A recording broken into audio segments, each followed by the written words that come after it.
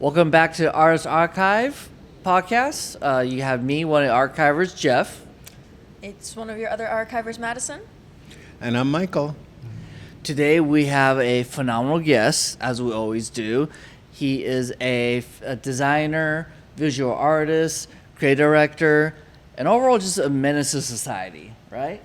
So let me introduce Declan. Hello, world. So what is your brand, Declan? My brand is STKY, or Shit That Kills You. I kind of created the name for that because it's kind of got a long backstory, but I have a disability called arthrogryposis multiplex congenita. And so with that, I've been in and out of hospitals my whole life. And when I was younger, every time in the hospital, I was always told, what doesn't kill you makes you stronger. So the brand that I created from that is the shit that kills you. Yeah.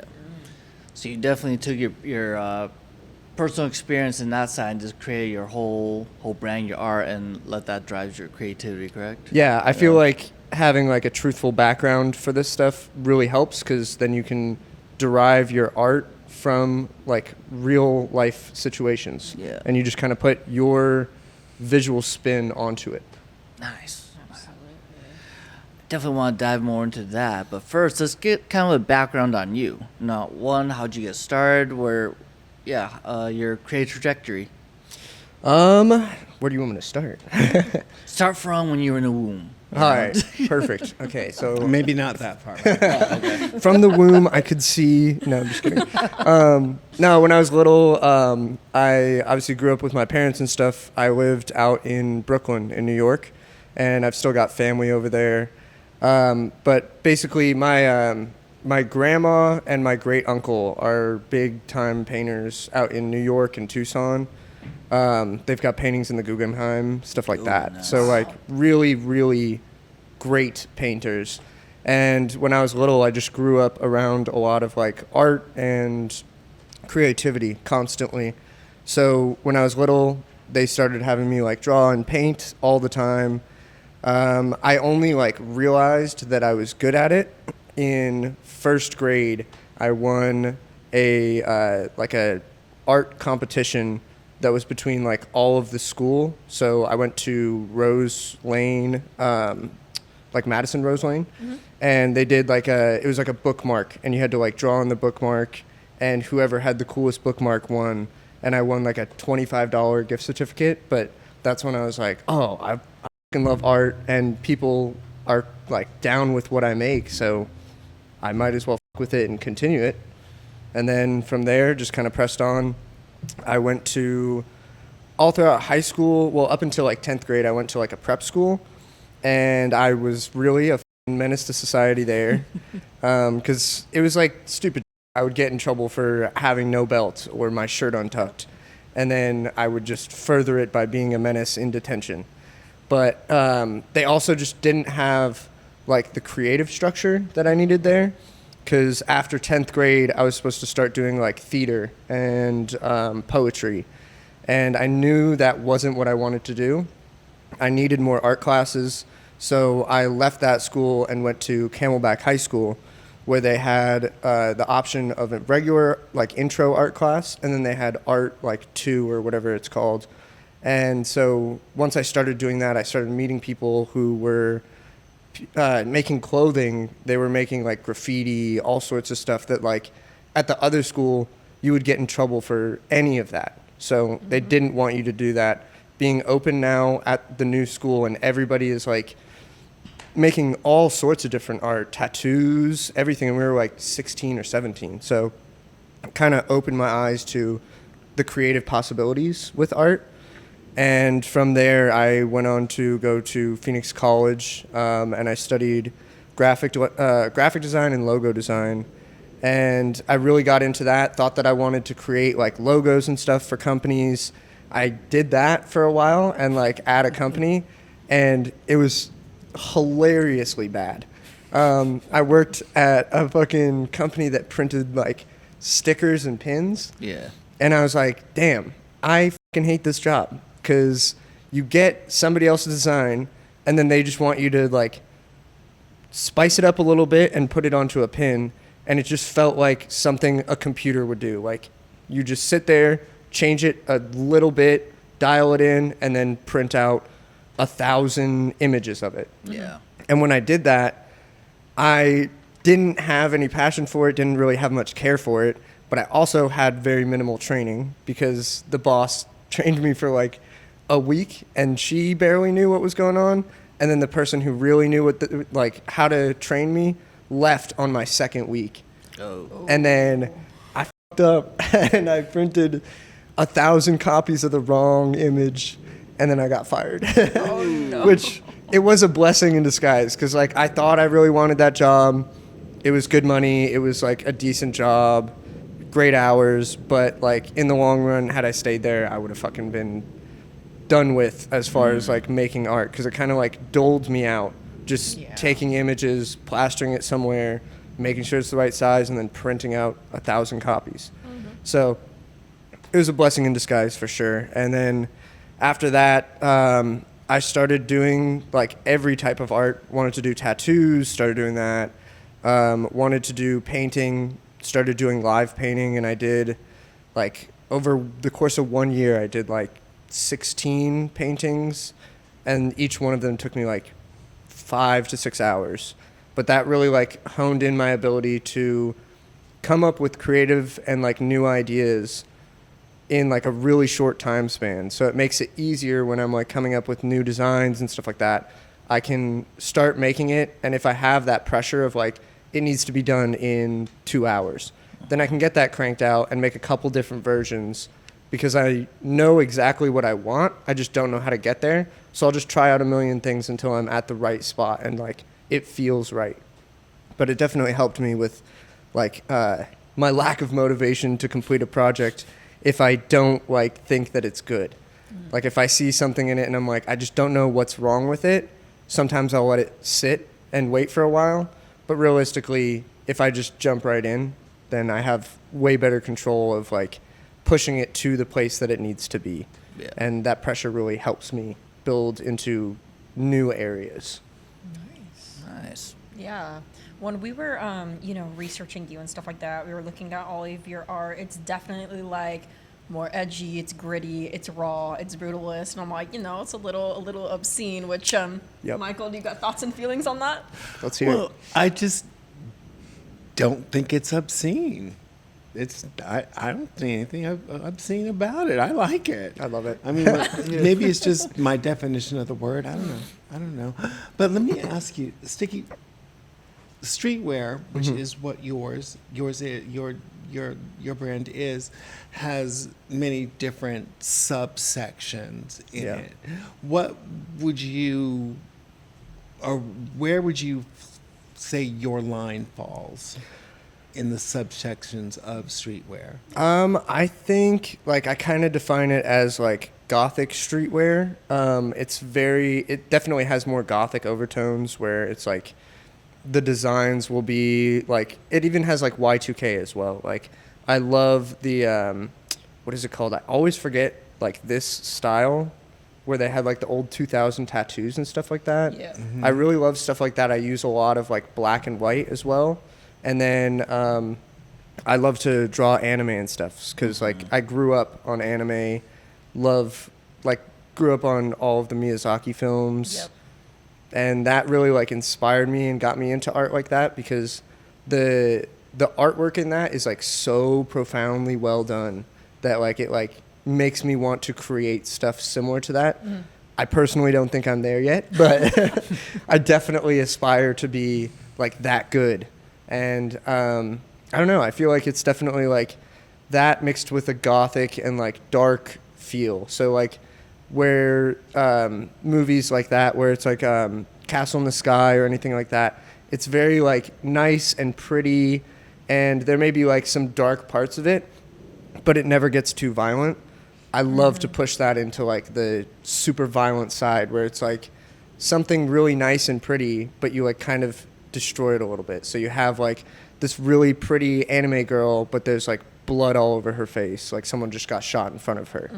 So I love like taking those things that are nice and seem like something you could show to a kid and then turning that into something dark, because it's like it takes my childhood and then brings it into like reality and like dark and gritty times, and I think it makes for some really cool art.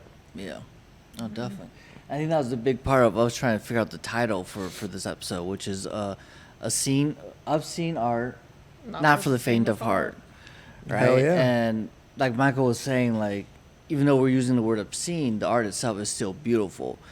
But I think with your style of work, it would be considered quotation mark obscene to the general, Yeah. traditional mainstream viewers Yeah. of art. And I love stuff like that because, like, kind of a crazy time to drop this shirt, but I dropped a shirt on Christmas that was, it was just a noose on the shirt, and it said, doctors hate this one simple trick. Because it's like all of the the commercials where they have, like, dentists, and they're like, oh, doctors hate this one simple trick, and it's like flossing.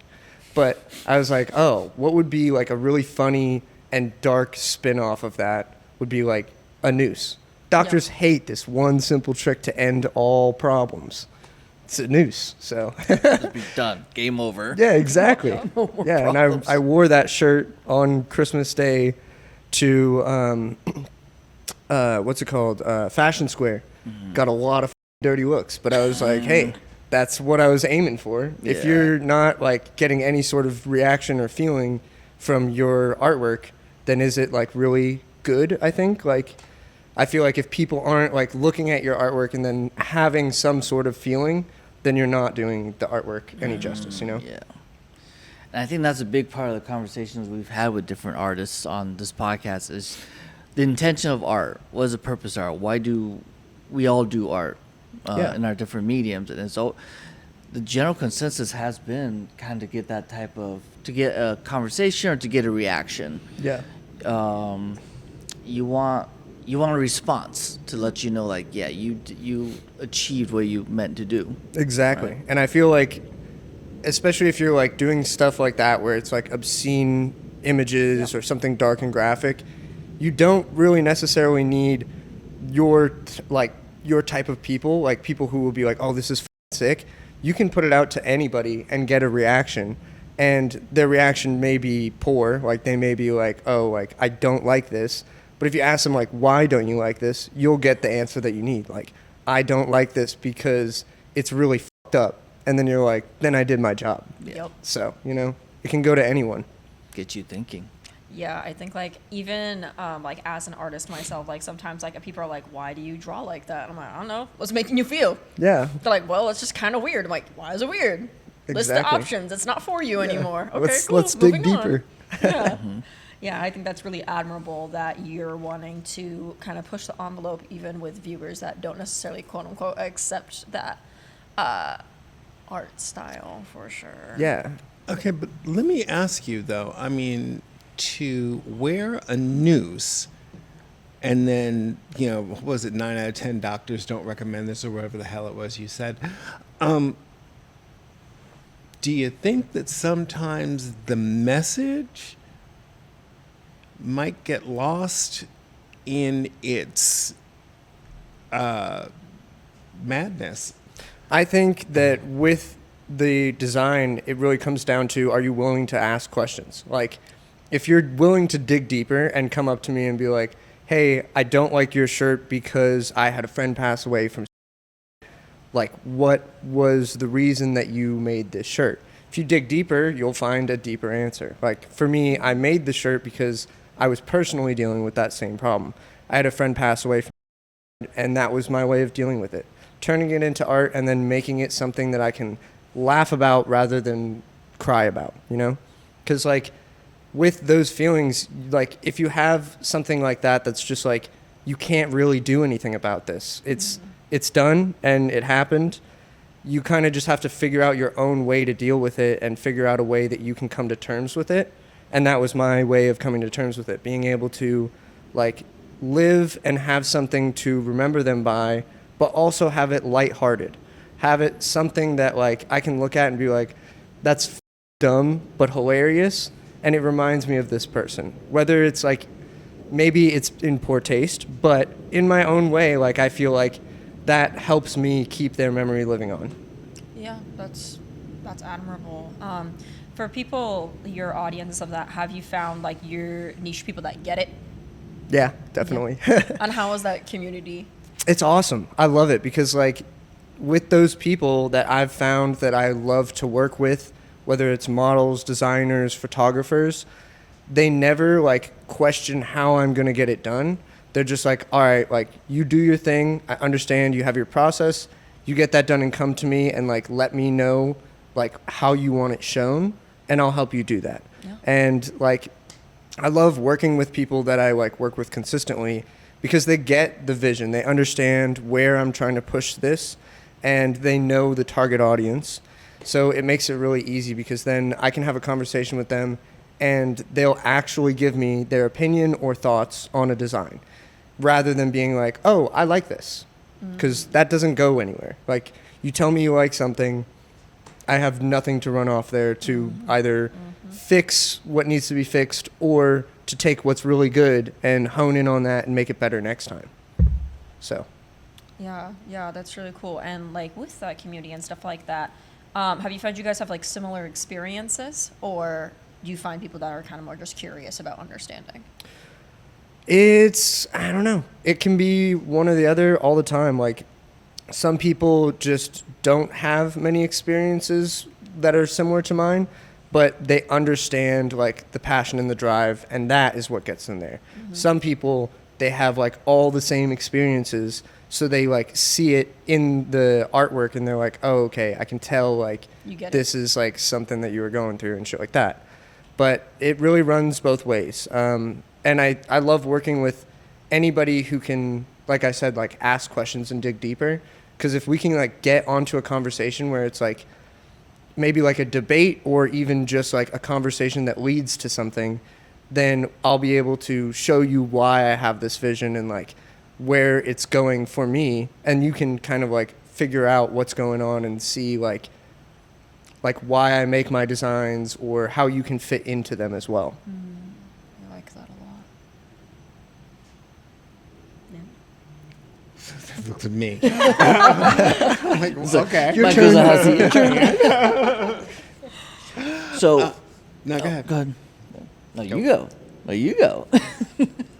Are they playing footsie? Oh my god. All right. So you mentioned something earlier in terms of how your childhood has shaped your art and your creativity. And I think we've had conversations about this before in terms of like the Astro Boy piece and different artwork that you've done. Can you kind of go into that a little bit more? Yeah. So we did an interview a while back where it was like the paintings that I was working on at that time, because previously we had done an art show over at the Black Chair Studio. Yeah. But yeah, I did this 6-foot long painting of Astro Boy, and it's like him spinning around, and so it shows like a 360 view of him. And when I was working on that piece, I love Astro Boy because like when I was little, going through all those surgeries, my family was always like talking about like, oh, you're like the $1 million man. Like we put all this money and like effort into you, and now it's like rebuilding your body. And so now you can do all these extraordinary things. Like my hands when I was born were tucked like this with the thumbs in and knuckles all the way clenched. And I had to have surgeries on my thumbs and my knuckles and my wrists. And then I had clubbed feet, so both of my bottoms of my feet were facing up.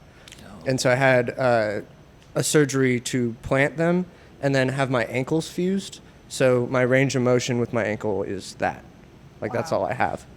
And so going through all that, I was always like thinking about that and how it's like I was basically not able to walk, not able to draw, not able to write, all these different things. And then within a matter of years, I'm able to bike, skateboard, run around, throw a football, draw, paint, all of that stuff. And it reminds me of like Astro Boy, which is like my favorite show when I was little, because he's like a little kid who ends up like having all these like big surgeries, I guess, but it's like technological advancements. So like his legs are turned into like boots that have what's it called? Like flames that come out of him so he can fly, and he's got like a rocket for his arm, all sorts of stuff like that. And I kind of like see myself in that type of situation, but it's like a more realistic version where it's just turning me back into a normal person, like an everyday person. So that was always like a big part of my life and my childhood, was like watching Astro Boy and like really believing in myself because of those reasons.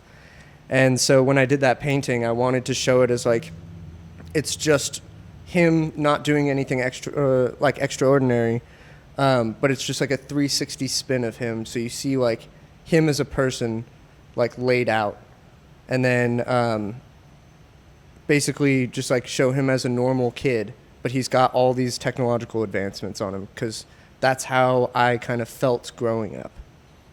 How old were you? I had all my surgeries, well, most of my surgeries from birth through 6. Wow. So I luckily don't remember most of those, but I had plenty more surgeries after that up until I was about 21. Wow. That's a lot. Oh, yeah. Mm-hmm. Like 50 plus surgeries. Bionic. Yes, exactly. I have no metal in me, which is kind of crazy. That is crazy. Wow. Well, that's crazy. Yeah, I would think there would be, but Right? Yeah. You'd think there'd be screws, and like I've broken most of my bones from just like being a dickhead, and still no metal anywhere. It's surprising. Nice. So, what is your creative process when it comes to creating art and design? I feel like where it starts is either like a saying or a phrase or a word, and then I just think of like, what does that mean to me, and what would be a visual representation of how I feel about that word. So like I have just in my phone, I have like a mile-long list of just words I think are really cool, or like phrases or quotes. And then I'll just go through the list, look at something, and then I'll be like, ooh, like, how do I feel about that? And some of them, I could look at it once and feel one way, and then come back to it a year later, look at it again, and create something totally different. Mm-hmm.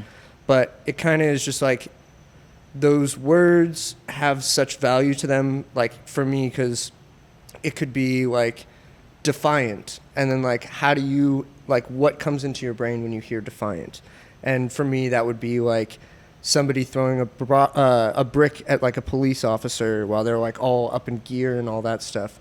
That would be, like, defiant. And that could be, like, an image that I would put out. But it's different for everybody. So I love that, because you can put a word down and everybody will think something totally different. And you could ask somebody, what do you think of this word? And it could be the same with music. Like, everything for me as far as art comes from either a word or a song, and then snowballs into a design. Yeah.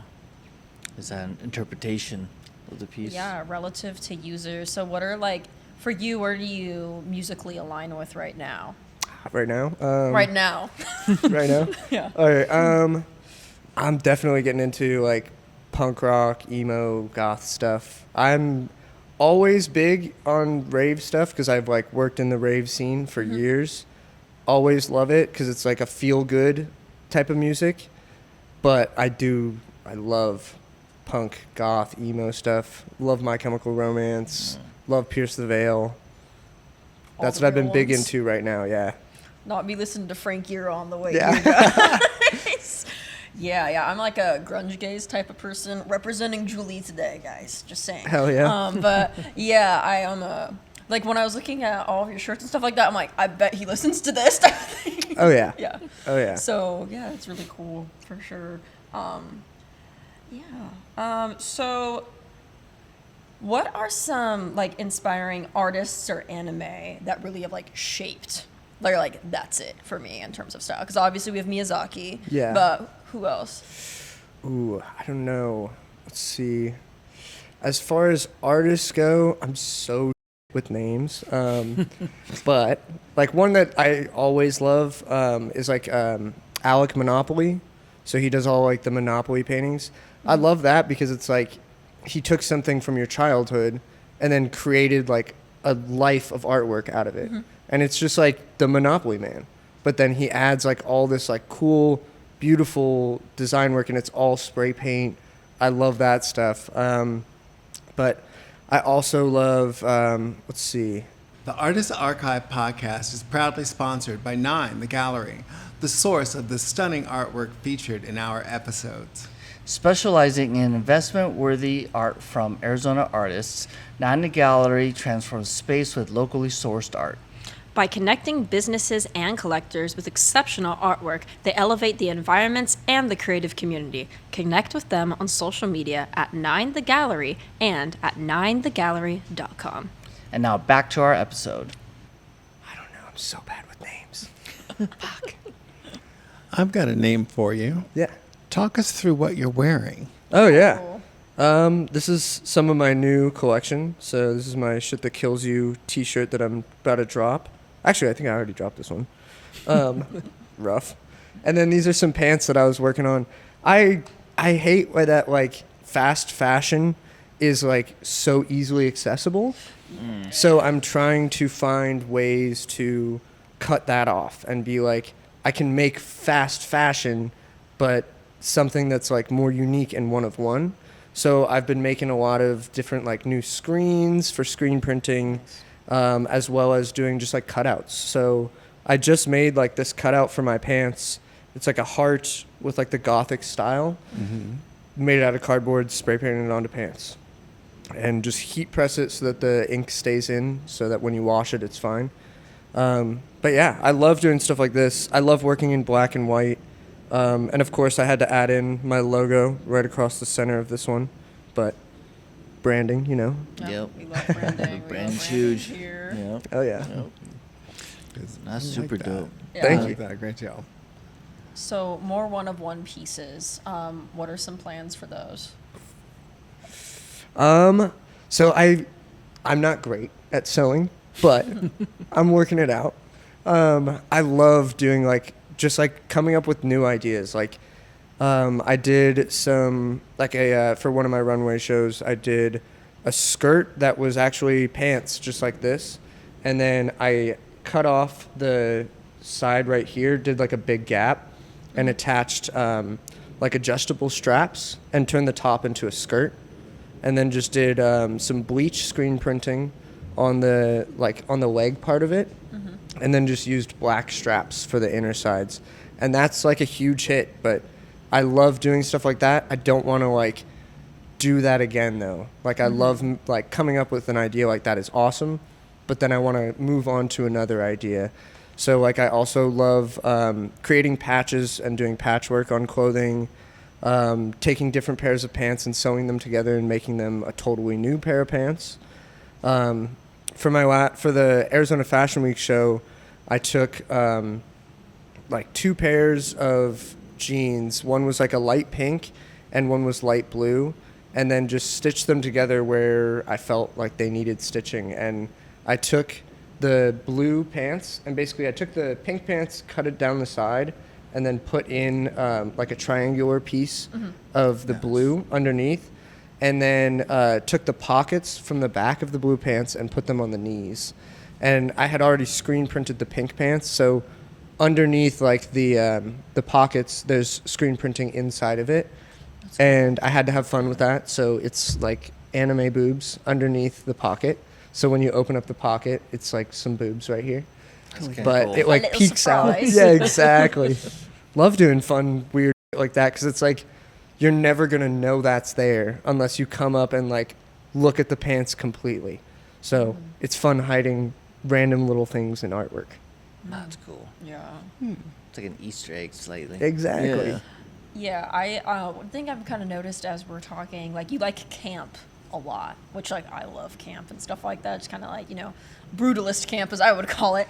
But you really like curiosity and making like people are interacting more intimately with your pieces. Why do you think that is for you? This episode is brought to you by Martini Mates. Can't be bothered to make your own cocktails? Try Martini Mates ready-to-drink cocktails. It's veteran-owned, dairy-free, gluten-free, and hassle-free. Scan the QR code to get a location near you. Cheers, mate. I feel like, I don't know, I feel like, honestly, people don't interact with art that much anymore. And if you, like, give them a reason to look more, then it helps out. Like, if you hide stuff in your paintings, if you, like, put, like, deep thought into a specific part of it, some people are just going to be like, oh, that's weird. And then other people are going to be like, I wonder why the artist did that. And then they'll dive deeper into it and learn more about your art. It kind of like pulls people in.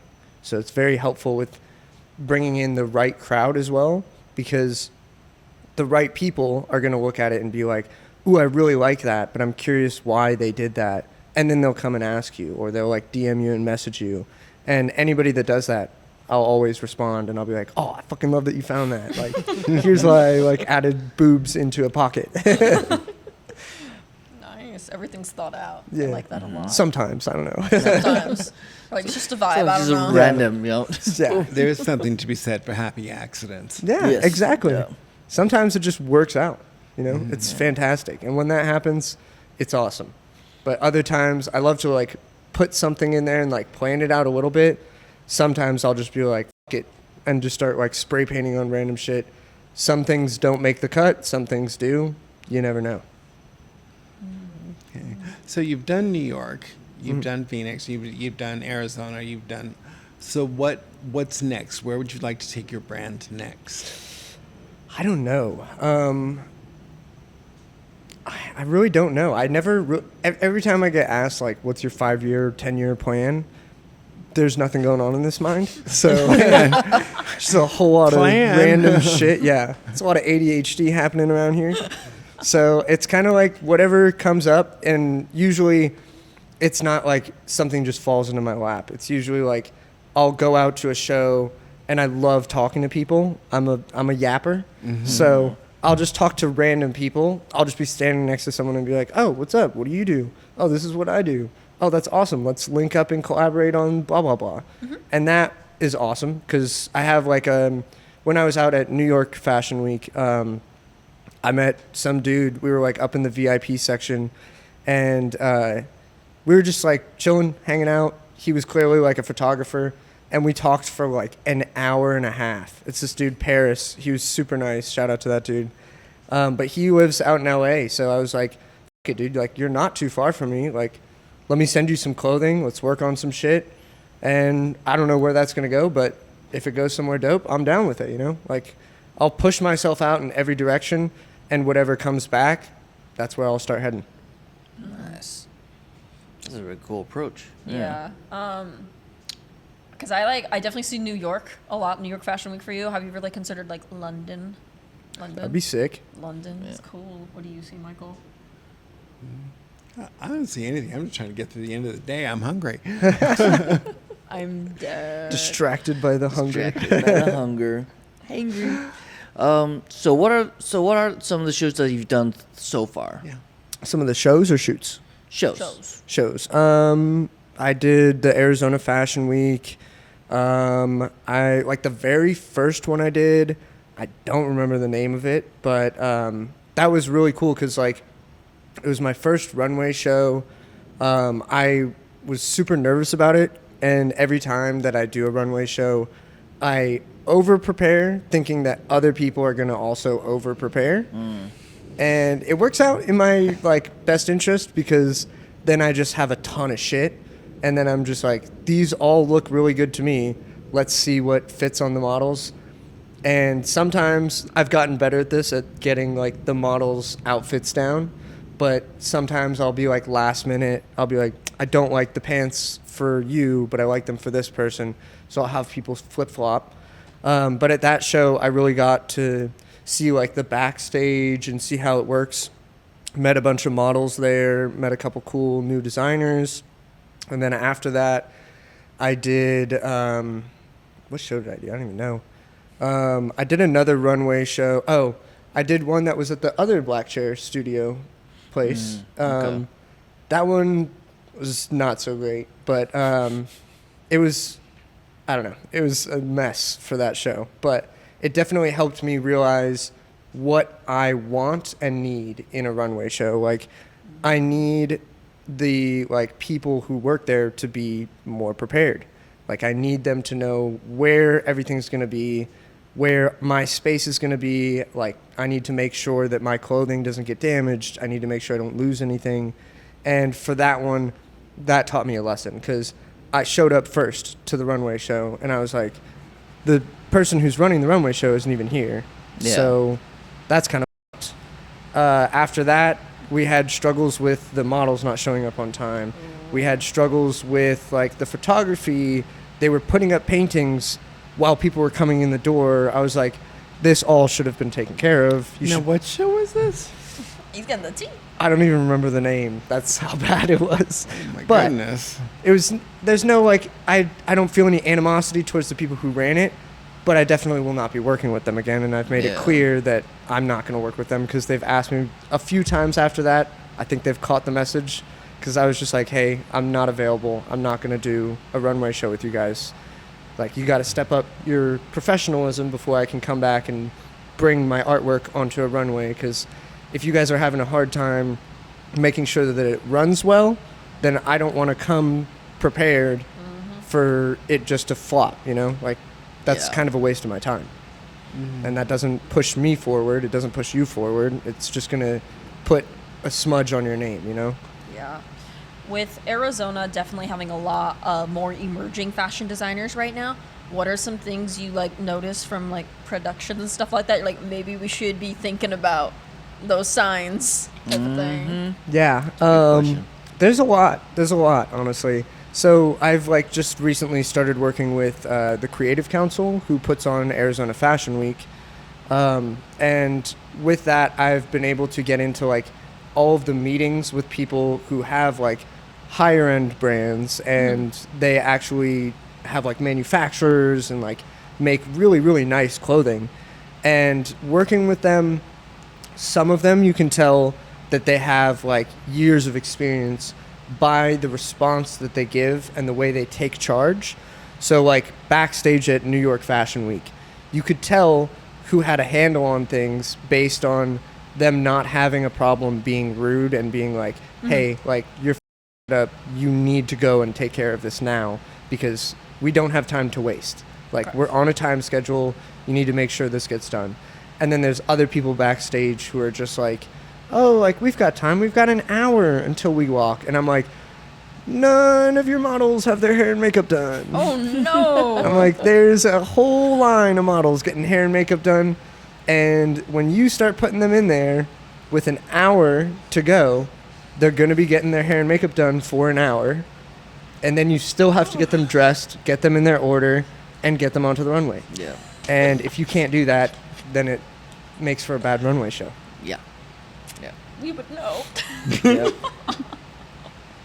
That's terrifying. So, what he is saying, if you are getting ready too close to the walk, it is not a good sign, okay? No.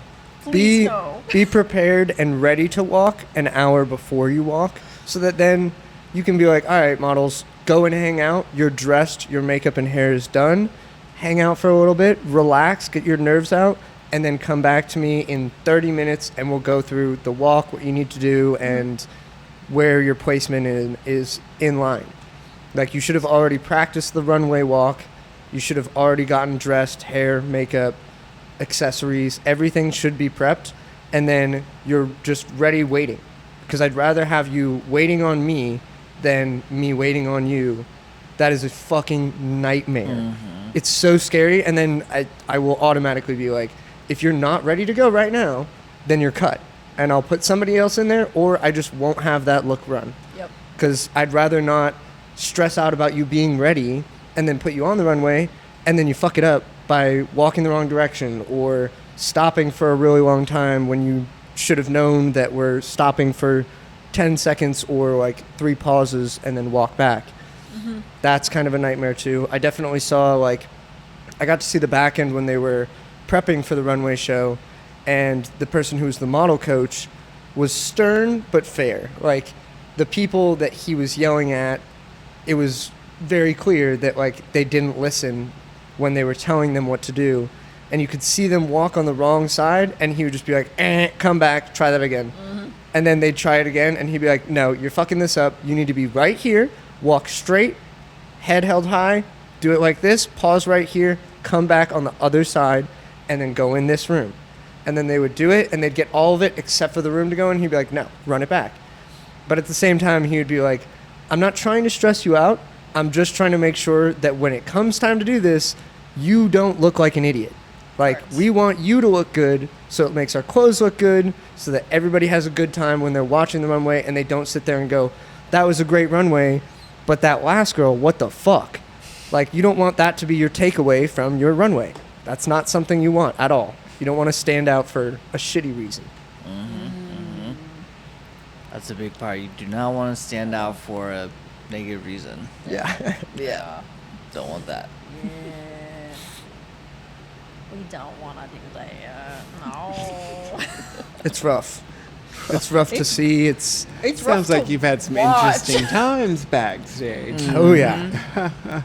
Yeah. It's definitely humbling and nice to see from the perspective of like for New York Fashion Week, I was working with a designer. So I was just there helping out to make sure that everybody was dressed, getting all their accessories ready, making sure that they went through and did hair and makeup. And like with that, you get to like see them like go through their process, but you also like get to see like who's taking it seriously and who's not. You really do.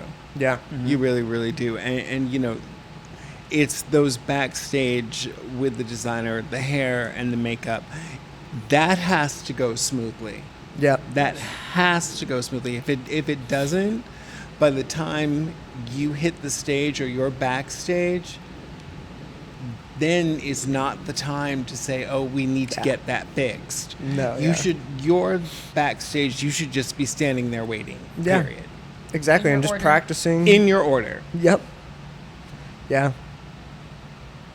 Listen up, y'all. In your Right. order. Stay in your order. Yeah. Thanks. The worst is when they get in order and then they're all like, oh, we're good, and then walk away and forget their order. I'm like, that's on you. You should know who's in front of you and who's behind you. Line That's the one buddies. thing. Yeah. Your line buddies. It's actually so helpful. I recommend line buddies to every Line model. buddies. Oh, yeah. Know who's in front of you and who's in back of you. That's all. Exactly. Network. What are some tips you would give to designers who are entering a fashion show or fashion week, or even just putting together their own show? I would say definitely like start that shit as soon as you can. Like make sure that you are on top of your game and like making designs, cutting and sewing, whatever you need to do to make sure that it's a great show. Do that in advance. Obviously, as the show comes closer, once you have like the outfits relatively put together, you can start putting in like little tiny details. And then as you do that as well, you can be thinking like, oh, I'm done with this product, and then see something and be like, oh, this would go great with what I have already. And then you're like, okay, I've already got that part finished. I can just bring in this and I don't have to worry about, I still have to get done with all of the pants for this. Like, you don't want to be too pressed for time, because then you're going to have to cut back on how much you can put out. Definitely put out the maximum that you can, like physically.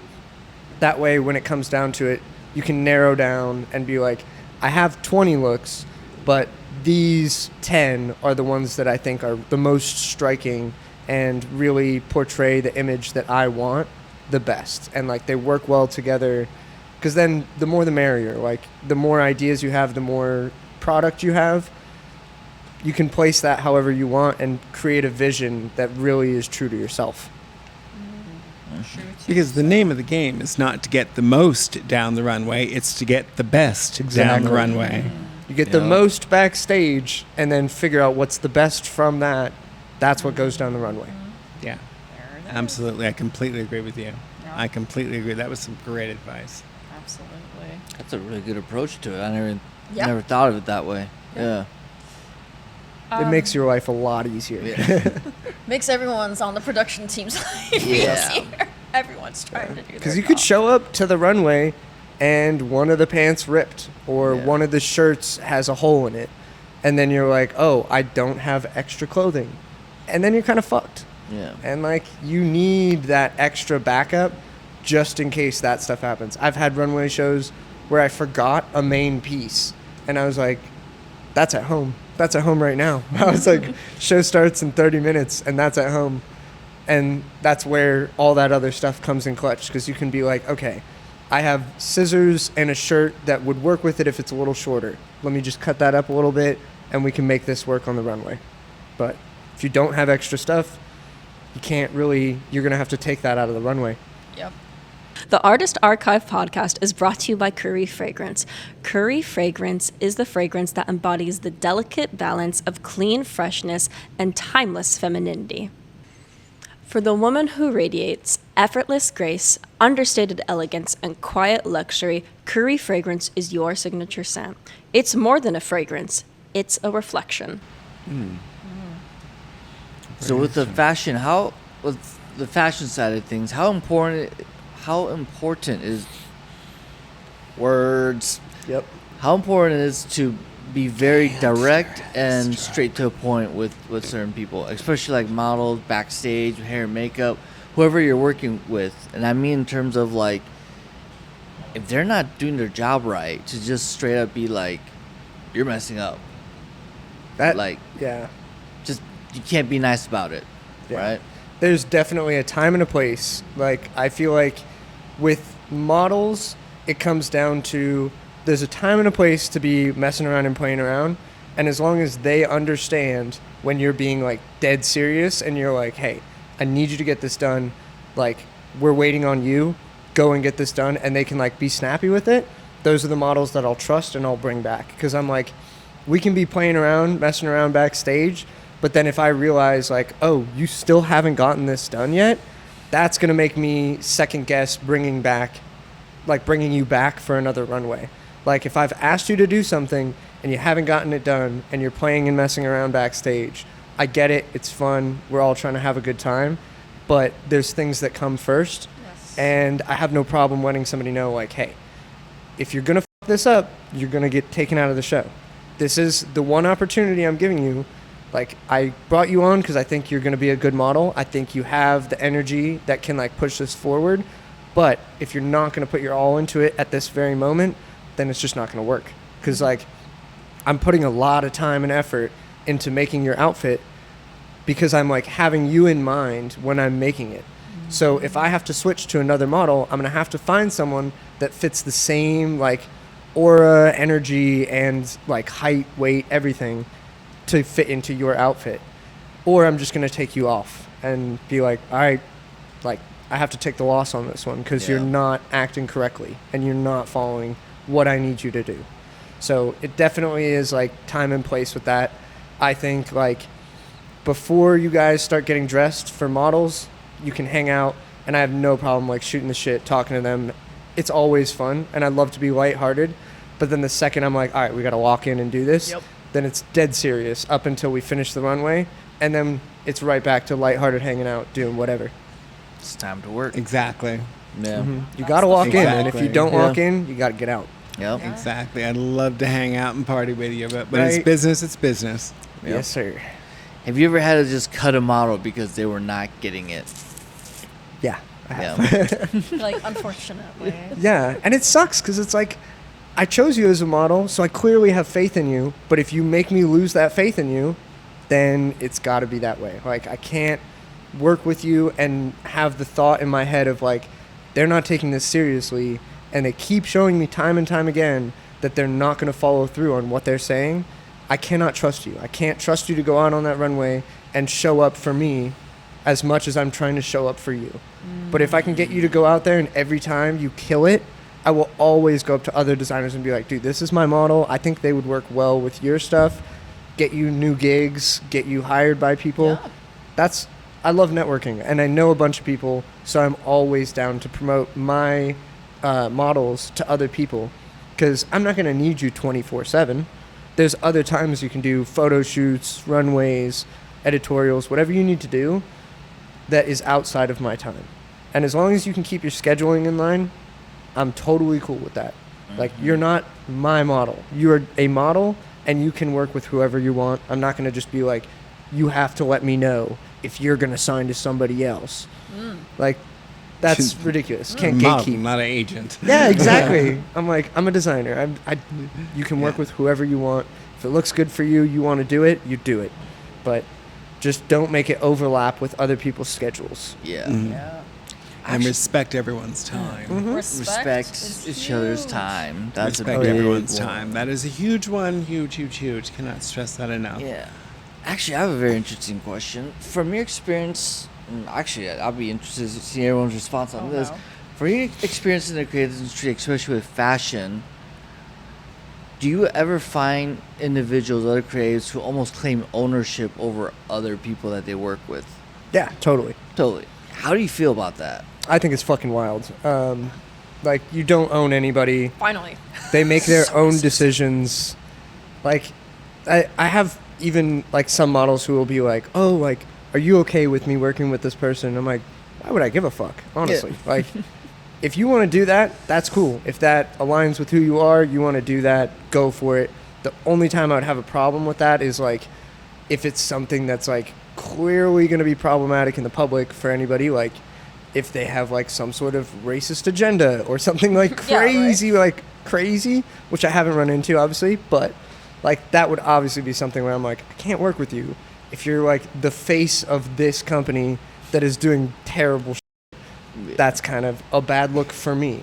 So you got to, like, understand that you reflect for every company that you work with. Yes. That's huge.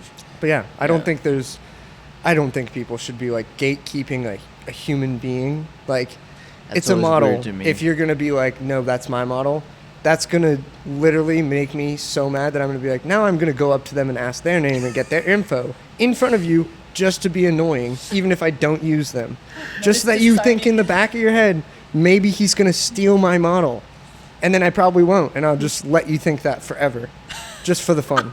Because it's like, why are you It's such a gatekeeping? vibe. You're just like me, because from the photography side of things, I've run into so many photographers like, that's my model. I work with that model. I'm like, you don't own them? Yeah. Like, what do you mean your model? Yeah. And- All right, cool. Let me go yeah. tell them that you think you have Yeah. ownership over them and see how they feel about Yeah, and like I've had photographers be like, oh, I see that you're working with that person. Well, they're one of my models, one of my favorite models. I'm like, cool. I'm gonna work with them because they're cool and I want to work with them. you. Yeah. They're It's a person. Weird. It's weird. They're a person. You Yeah. don't own them. Or like No, seriously. designers, like that's one of my models. I don't want them walking for anyone else. It's like, yeah, Okay, get a contract and pay them. yeah. Just saying. Exactly. Exactly. Yeah. If you have them contracted, then why are they talking to me in the first Exactly. place? Give them a salary since they're your Yeah. Mr. Big Bucks over here. exactly. Exactly. Oh, that's always blown my mind. That's wild. Yeah. when people do that. And it's so weird because it's like people can be on the runway and being like, oh, like, I just want to say thank you to all these people. And then you see backstage and they're like so crazy. And I'm like, damn, I really liked you and you did great, but damn, you're crazy and I would never work with you in my life. Yeah. People like really can be like super cliquey and stuff like that. Yeah. And like people don't get like, we're just a community. We're all just trying to all represent each other. And we're Yeah. all cool. And like I've definitely run into the experience of like, well, why are you doing that? I'm like, why do I have to run this by you? I'm sorry. Yeah. I'm just more like, where's my contract? Not here? Oh, okay. Then no questions to Yeah. be there. Just saying, if there's no contract, it don't exist. Just saying. Exactly. Yeah. And I feel like there's definitely people like that where it'll be like, they'll be confrontational or anything like that. And it's like, dude, we're all here to do the same thing. And yes, it's a competitive like industry, but it doesn't have to be like a mean competitive. Like Yeah. you can have friendly competition. It really And I doesn't. love that. Like I have with the runway show we're doing on the 26th, I have a friendly competition with one of the designers. Yeah. And I made sure to be like, this is friendly, but I am coming for blood. We're going to go hard as fuck. Yeah, You no, better bro. bring your A game. Otherwise, I'm trying to blow you out of the water. You should be trying to blow me out of the water too. I love that. Bring your best stuff. Because then we both look good. Yeah. Like, Absolutely. at the very least, we both look good. You don't have to be like, oh, his stuff's actually really bad, like blah, blah, blah. You can just be like, I think my stuff is fantastic, and let's talk about that. And that's cool with me, dude. Get your name out there. Do your thing. I love it. I love the energy and the hype behind that. I don't love it when people are like hating on you or trying to minimize what you do. Like trying to say like, oh, well, that would be really easy. Then do it. Go do it. Let's see you do what I just did. Like, I don't know. It makes me so annoyed because it's always the people who have the minimalized stuff where you're like, I know how you made that and I know I could do it, but I'm not going to stand here and like berate your work. I'm just going to show my work and be like, here's how I did this and here's what I did and why I did it. I would never come after you as an artist. There's no point in that. What do I gain? Nothing. Let the work speak for itself. Exactly. Yes. Let the work With speak respect. for itself. Like, just With respect each yeah. other. That's it. And, like, my rule is, and I've, like, been with models and stuff like that, I'm like, I will respect you Yeah. until you disrespect me, and then we ain't friends no more. Yeah. That's it. That's the bottom line. Yeah, it's a workplace. Think about like, would you ever say something crazy disrespectful to your boss and then expect them to not fire you? Well, It's the You'd be same place here, just You'd is a little surprised more how many people chilled. do that. It's crazy. Yep. Yep. I think it's okay. Yeah. I I had a model. I won't say names or anything like that because this would be crazy, but Oh, why not? Go ahead. we want the details. Say their name can and mention look right at names. camera. Look right and into this say- one? yeah. they were we were doing like a model casting, and I had like, we did the model casting. I loved her walk. I loved everything about her. She had the energy, the passion. And we had a conversation after the model casting where I was like, oh, like you could fit perfectly with my stuff. And she really loved my stuff. The very next day we had a meeting, and I hadn't like chosen her as one of my models yet, but I was sitting at a table with some of my friends and some new models that I had just met because I sat next to them. And one of the models stood up, went to the bathroom, and this girl came up and took her seat. And the friend of the model was like, oh, I'm so sorry, but one of my friends was sitting there. And the model comes up and she's like, oh, like, I'm so sorry, like, I was sitting there. And she's just like, oh, I don't see your name on this seat. oh, And I was like, damn, that's cold-blooded. Like, what the fuck? We're all here for the same thing. There's a chair right there. Just know- go sit there, dude. You know, I'm just gonna say this. Fashion community, we all know each other. There's enough to go around for everybody. Yeah, totally. yeah. Don't be rude. Please don't. You're only cutting off so many people from Exactly. being rude. It's like, Yeah. even if I'm not sitting with you and I overhear that, I'm automatically going to be like, well, I I'm don't want to already work with that turned person. off. Yeah. Yeah, exactly. Yeah. It's a real thing. Exactly. You know, and if you don't have anything nice to say, Yeah. You just sit back and be quiet. Yeah. come tell me. Debrief later. Right. Thoughts and feelings. Give me the details. Yeah. No, that's huge. Yeah, how you conduct yourself and how you treat other people goes a long way. It really Yeah. does.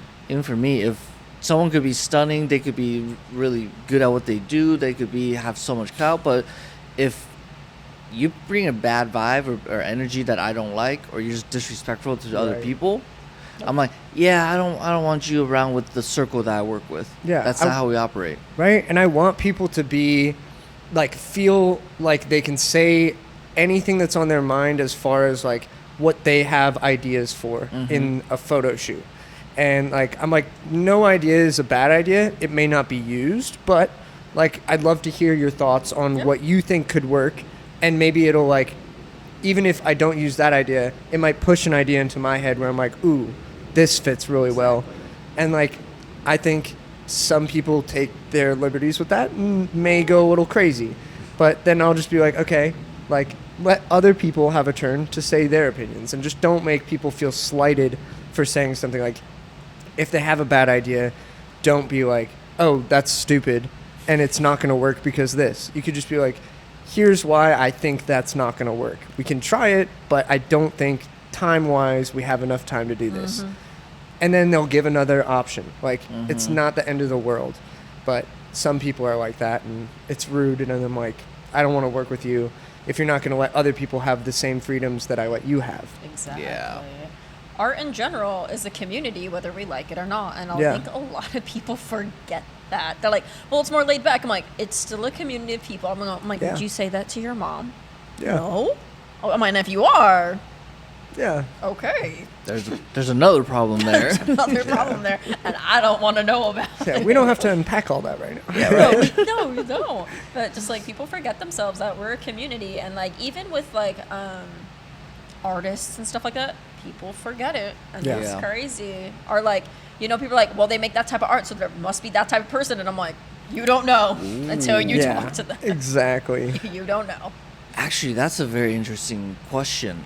How often do you get what's the word I'm looking for? Oh, the reaction. They're like, oh, Stereotyped. you're the or one? reaction. Yeah. You're the one who does this. So often. Stereotyped or Because what- like I wear bright colors and like pink all the time, but my stuff is like more gothic, and I do a lot of black and white.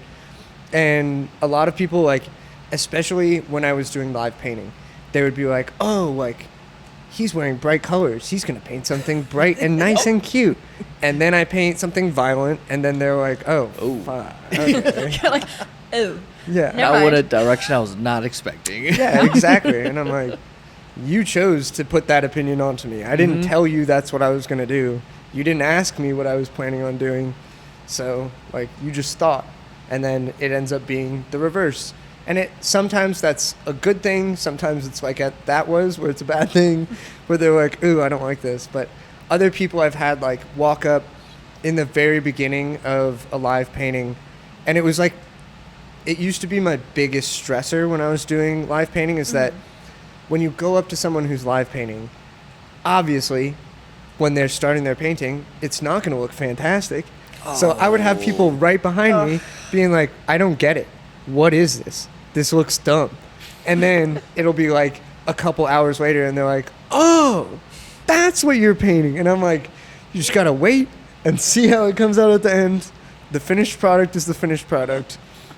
But it definitely helps with like getting over that fear. Yeah. Because like people are going to Oh, judge you yeah. no matter what. And Yeah. then as long as you just like have it in your mind, like, I know what I'm doing. I know I'm right. I'm just going to keep sticking with it.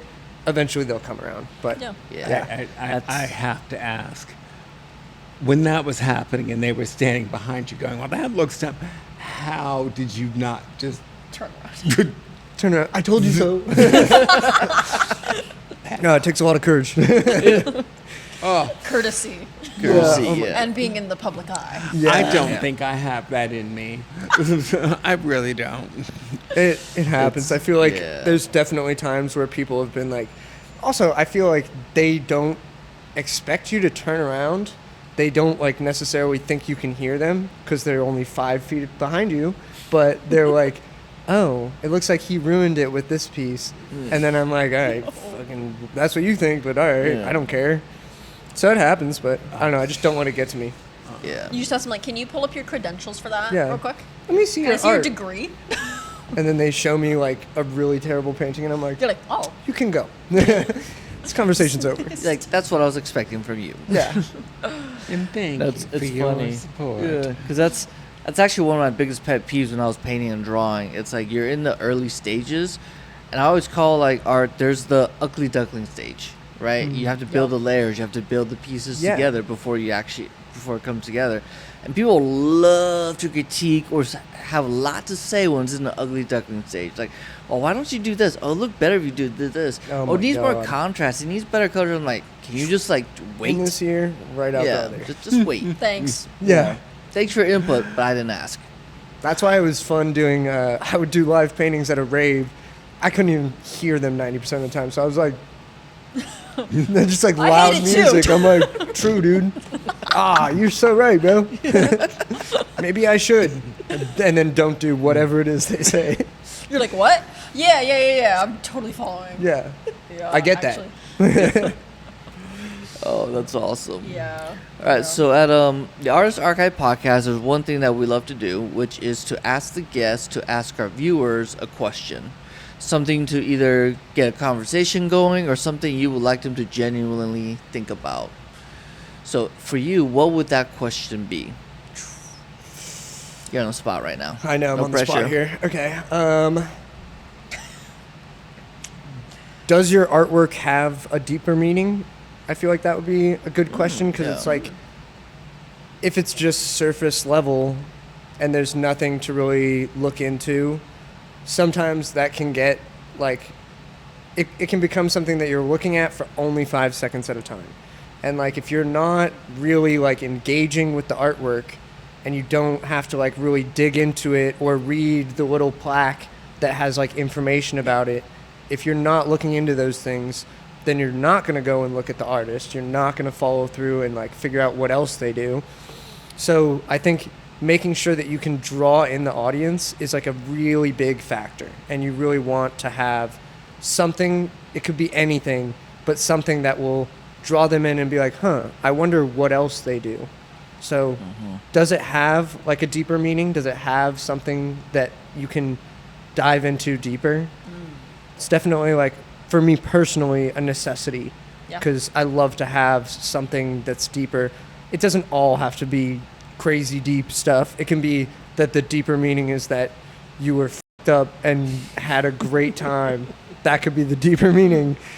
But I mean, whatever it is, you got to make sure that there's something that can draw in a crowd or draw in that one viewer, Yeah. so that they look further into your artwork. All right. I like that. Yeah. All right, Well, And guys. there we have it. Declan, thank you for being the guest, and Thank you. we'll see you guys next time on the Artist Archive. Bye-bye, y'all. Heck yeah, peace. All right. And Shit, I need a burger. yeah, I need some food. We haven't ate since like, When? I don't know, yesterday. Since yesterday. Actually, for me, yeah, yesterday.